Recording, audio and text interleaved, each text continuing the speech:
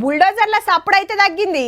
శనారం ఐతారం వచ్చిందంటే బండ్లు దిగుడే రప్పరప్ప కూలగొట్టుడే ఉంటుండే. మరి బిల్డింగ్ కు మార్కు పడ్డదంటే జంబో మిషన్ రావాల్సిందే.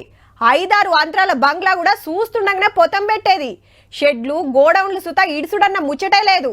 అయితే చెరువులను చక్కగా చేయాలని సురువు చేసిన కార్యంలా పేదోళ్లకు నష్టం కావద్దు కదా, గందుకే ఈ నిర్ణయం చేసిండ్రు.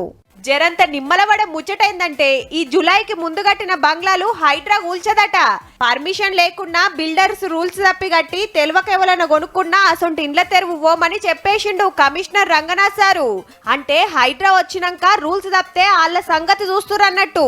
ఎఫ్టీఎల్ జాగని బఫర్ జోన్లు ఉన్నామని మాకు తెలియదు, వాళ్ళు అమ్మిండ్రు మేము కొన్నాం, కట్టుకుంటానికి అప్పుడు పర్మిషన్ ఇచ్చి ఇప్పుడు ఊలుస్తామంటే ఎట్లా అని పంచాయతీలు కాబట్టే గందుకే గిట్లా డిసైడ్ చేసిరన్నట్టు.